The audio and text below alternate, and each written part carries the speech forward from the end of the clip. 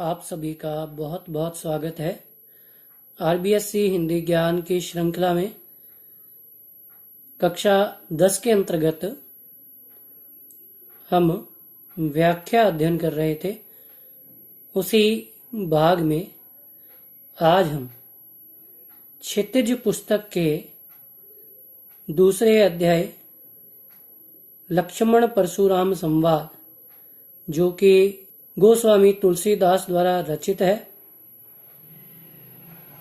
उसका व्याख्यात्मक अध्ययन करेंगे। आइए इसकी जानकारी प्राप्त करते हैं।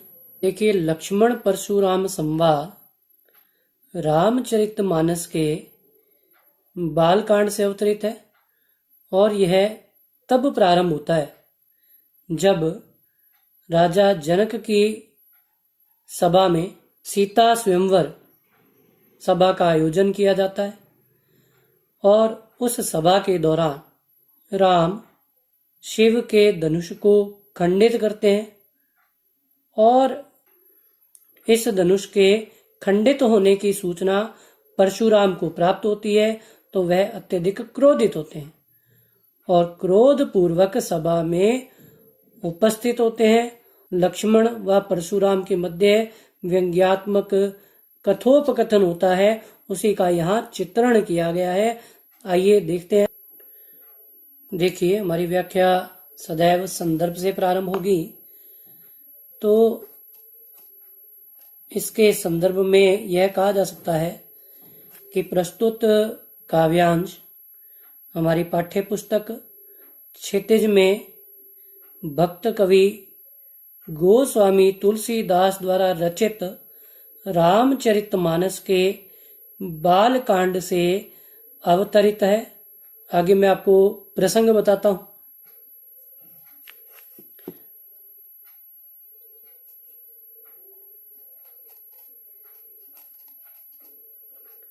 देखिए, प्रसंग में हम ये कह सकते हैं कि प्रस्तुत काव्यांश के माध्यम से यह चित्रित करने का प्रयास किया गया है कि परशुराम के क्रोधित हो जाने के पश्चात श्री राम उन्हें शांत करने का प्रयास करते हैं, परंतु इसी बीच लक्ष्मण से उनका विवाद हो जाता है और दोनों के मध्य व्यंग्यात्मक कथन होते हैं। उसी का यहाँ संकेत किया गया है।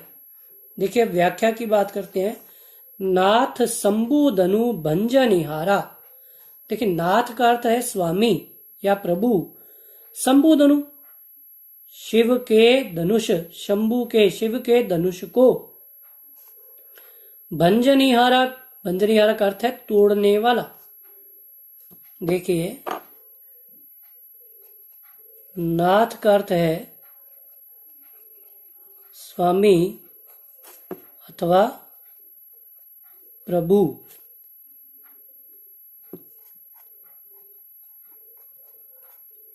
शंभुधनु शिव के धनुष को।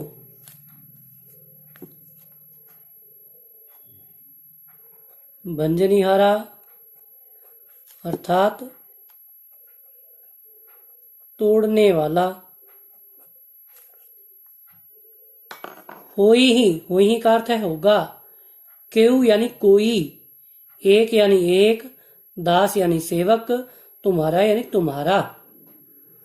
इसमें श्री राम परशुराम के कुपित हो जाने के पश्चात उन्हें शांत करने के लिए विनम्रता पूर्वक कहते हैं कि हे प्रभु, शिव के धनुष को तोड़ने वाला अवश्य ही आपका कोई दास अथवा सेवक होगा। आयसु का अर्थ है आज्ञा, काह का अर्थ है क्या। कहिए, कही यानी कहो। किन मोही, मोही यानी मुझे, कि हे प्रभु आपकी क्या आज्ञा है, मुझसे कहिए। सुनी रिसाई, बोले मुनि को ही। सुनी यानी सुनकर, रिसाई यानी कि क्रोध से या गुस्से से। बोले मुनि, मुनि यानी मुनिवर, कोही, क्रोही यानी क्रोध पूर्वक। यह सुनकर गुस्से से परशुराम क्रोध पूर्वक कहते हैं, सेवकु सो जो करे सेवकाई। सेवकु सो, सेवक तो वह है जो करे सेवकाई, कि जो सेवा का कार्य करे वह सेवक है। अरि करनी, अरि करनी का अर्थ होता है शत्रु जैसा काम।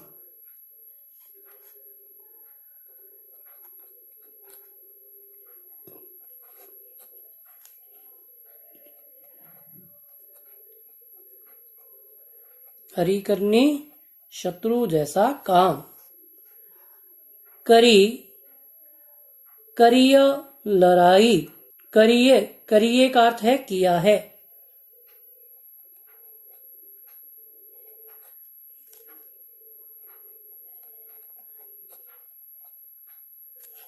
और लड़ाई का अर्थ है लड़ाई या युद्ध। कि सेवक तो वह होता है जो सेवा का कार्य करे, परंतु जिसने शिव के धनुष को तोड़ा है उसने शत्रु जैसा व्यवहार करते हुए युद्ध का कार्य किया है। सुनहु राम जेहि शिव धनु तोरा। सुनहु यानी सुनो, राम यानी राम, जेहि यानी जिसने भी, शिव धनु शिव के धनुष को तोड़ा यानी कि तोड़ा है। कि हे राम सुनो, जिसने भी शिव के धनुष को तोड़ा है। सहस बाहु सम सो रिपु मोरा। सहस्र बाहु के समान, सो यानी वह, रिपु यानी दुश्मन या शत्रु, मोरा यानी मेरा। कि जिसने भी शिव के धनुष को तोड़ा है वह सहस्र बाहु के समान मेरा सबसे बड़ा शत्रु है। सो, सो यानी वह, बिलगाऊ, देखिए बिलगाऊ का अर्थ होता है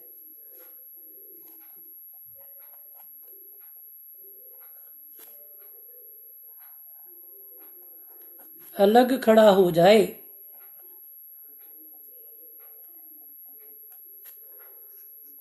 बिहाई, बिहाई का अर्थ होता है छोड़कर।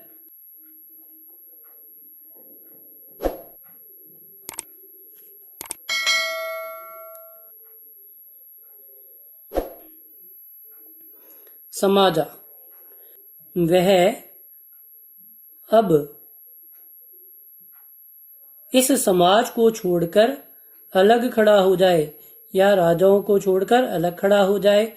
न त मारे जेह ही सब राजा, न त नहीं तो मारे जेह मारे जाएंगे सब राजा, की सभा में उपस्थित सभी राजा मेरे हाथों मारे जाएंगे। सुनी मुनि बचन लखन मुस्काने। कि मुनि परशुराम के इन वचनों को सुनकर लक्ष्मण मुस्कुराने लगते हैं। मुस्काने का अर्थ है मुस्कुराना। बोले पर सुध रही अवमाने। देखिए अवमाने का अर्थ होता है अपमानित करते हुए।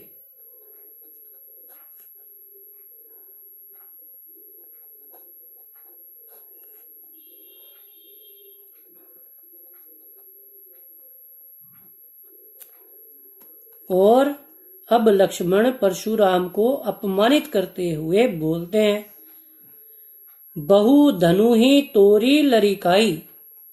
बहु यानी बहुत से, धनु ही यानी धनुष, तोरी यानी तोड़े हैं, लरिकाई यानी बचपन में। कि हमने तो बचपन में बहुत से धनुष तोड़े हैं। कब हूं, कभी, न यानी नहीं, असी, असी का अर्थ है इस तरह, रिस का अर्थ है क्रोध, कि नहीं का अर्थ है किया है, गोसाई यानी नाथ। कि हे नाथ, हमने बचपन में बहुत से धनुष तोड़े हैं, परंतु किसी ने भी इस प्रकार क्रोध नहीं किया जैसा आप कर रहे हैं। यही यानी इस, धनु यानी धनुष, पर ममता के ही हेतु, हेतु का अर्थ है कारण। कि आपकी इस धनुष पर इतनी ममता या इतना प्रेम किस कारण से है। सुनी रिसाई कह भृगुकुल केतु।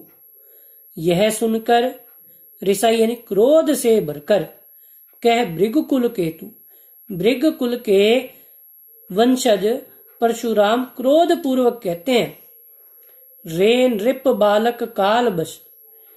देखिए यहाँ रे का प्रयोग हुआ है, संबोधन कारक में हे ओ अरे का प्रयोग करते हैं। वैसे यहाँ पर जब पद्य भाग में हम संबोधन का प्रयोग करते हैं वहां रे का प्रयोग होता है। रे नृप बालक, कि हे राजा के पुत्र, कालवश, काल के वशीभूत होकर, बोलत तो ही ना संभार, कि तुम संभल कर नहीं बोल रहे हो। संभार का अर्थ है संभल कर या सोच समझ कर। धनु ही सम त्रिपुरारी धरु, विदित सकल संसार, कि यह सारा ही संसार जानता है कि शिव के धनुष क्या भला उन धनुषों के समान हो गए, अर्थात शिव के धनुष की महत्ता को कौन नहीं जानता। देखिए अब विशेष की बात करें तो विशेष में मैंने जैसे आपको कवि सूरदास में बतलाया था कि भाषा का हम ज्ञान रखेंगे, उसी प्रकार विशेष में यहाँ गोस्वामी तुलसीदास की भाषा अवधि है तो अवधि भाषा का प्रयोग किया गया है। इसके अलावा आप लिख सकते हैं व्यंग्यात्मक शैली निरूपित हुई है,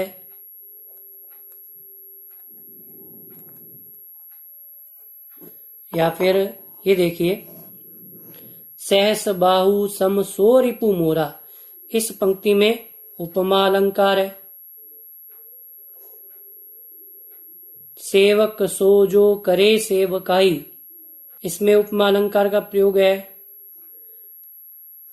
इसके साथ साथ इस पंक्ति में अनुप्रास अलंकार का भी प्रयोग हुआ है। जैसे देखिए सवर्ण की यहाँ आवृत्ति हो रही है तो अनुप्रास और उपमा अलंकार का प्रयोग यहाँ दृष्टव्य है। चलिए अब दूसरी व्याख्या की बात करते हैं। लखन कहा हसी हमरे जाना, सुनुहु देव सब धनुष समाना, का क्षति लाभु जून धनु तोरे, देखा राम नयन के बोरे। देखिए इसमें प्रसंग में ये कह सकते हैं कि प्रस्तुत काव्यांश के माध्यम से लक्ष्मण परशुराम के क्रोध पूर्वक वचनों का व्यंग्य द्वारा उपहास कर रहे हैं। अब देखिए व्याख्या करते हैं हम। लखन कहा कि परशुराम की बातें सुनकर लक्ष्मण ने हंसते हुए कहा, हमरे यानी हमारे, जाना यानी समझ में, कि हमारी समझ में, सुनुहु देव सब धनुष समाना, कि हे देव पुरुष सुनिए, सब धनुष समाना, सब यानी सभी, धनुष यानी धनुष, समाना यानी समान है, कि हमारी दृष्टि में तो, हमारी समझ में तो सभी धनुष एक समान है। का क्षति, देखिए क्षति का अर्थ होता है हानि, और लाभु का अर्थ है लाभ, जून का अर्थ है पुराना, धनु धनुष है और तोरे यानी तोड़ना, कि इस पुराने धनुष के टूटने से भला किसी को क्या हानि अथवा क्या लाभ। देखा राम नयन के बोरे, देखा यानी देखा, राम यानी राम ने, नयन यानी नया,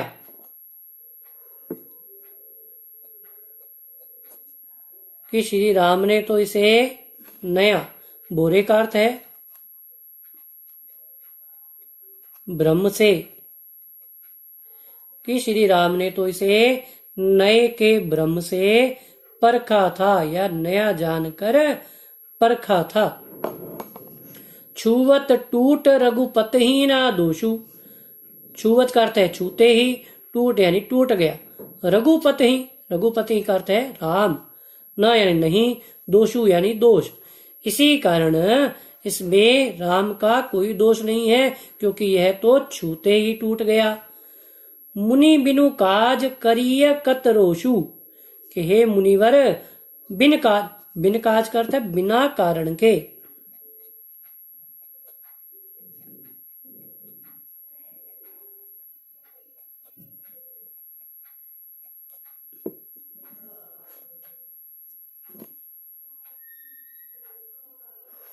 करिय कत रोषु, देखिए करिय का अर्थ है कर रहे हैं।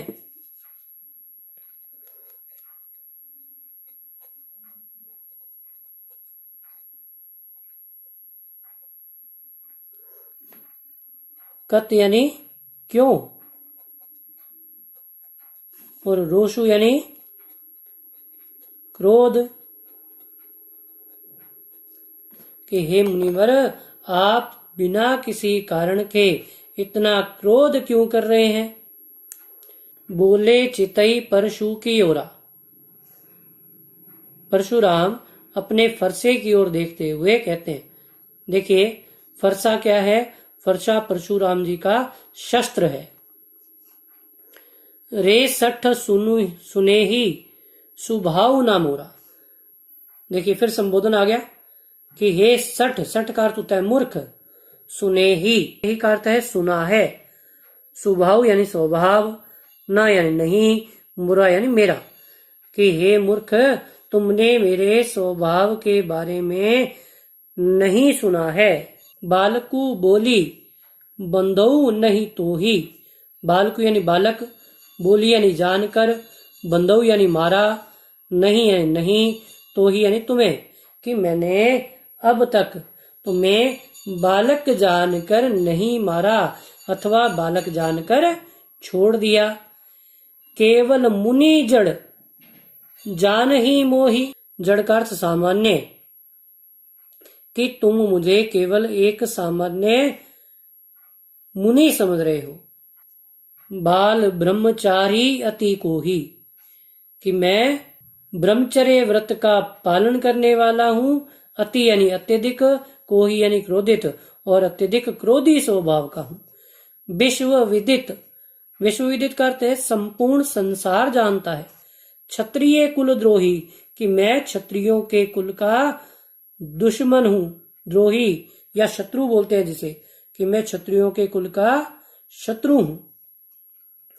भुजपल भूमि भूप बिनु की नहीं, भुजबल अर्थात भुजाओं के बल से अथवा पराक्रम से, भूमि यानी धरती, भूप यानी राजा, बिनु यानी बिना, कि नहीं, कि मैंने अधिक बार इस धरती को राजाओं के विहीन किया है अथवा राजाओं से छीन लिया है। विपुल बार मही देवन दिन ही, विपुल बार यानी अत्यधिक बार, मही देवन यानी ब्राह्मणों को, दिन ही यानी दे दिया है, या दानवश ब्राह्मणों को दे दिया है। सहस बाहु भुज छेद निहारा, सहस्र बाहु की भुजाओं को काटने वाला, छेद निहारा का अर्थ है काटने वाला।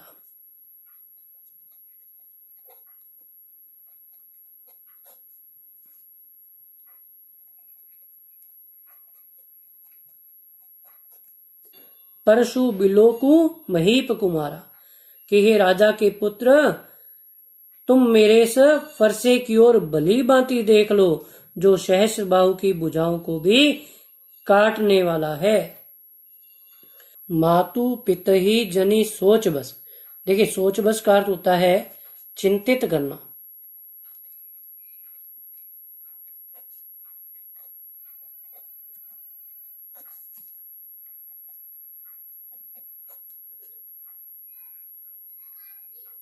करसी, करसी का अर्थ है करना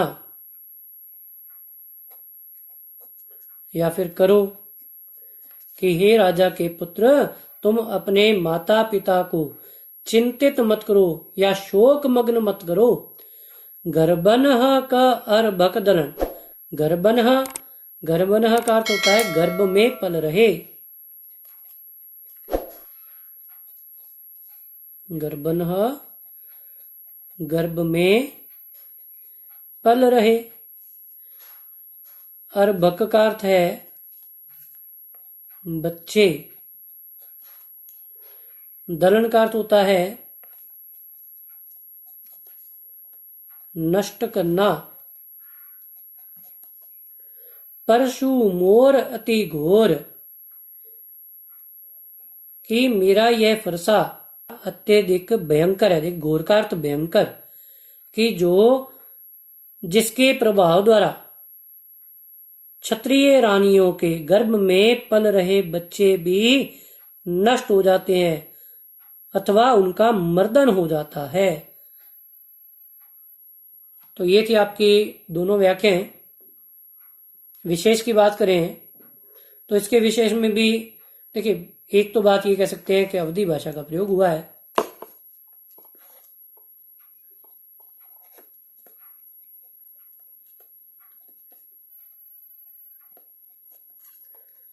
व्यंग्यात्मक शैली निरूपित हुई है।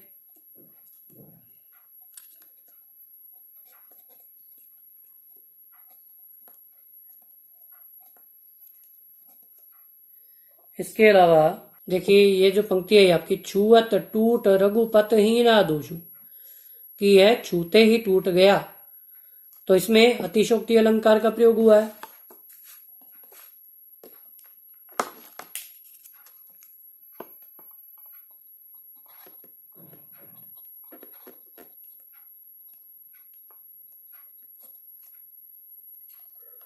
और इसके साथ साथ अनुप्रास अलंकार भी काव्य में प्रयुक्त हुआ है। देखिए, यह दो व्याख्याएं आज आपकी संपन्न होती हैं। आगे की व्याख्याओं का अध्ययन इससे अगले भाग में करेंगे। धन्यवाद।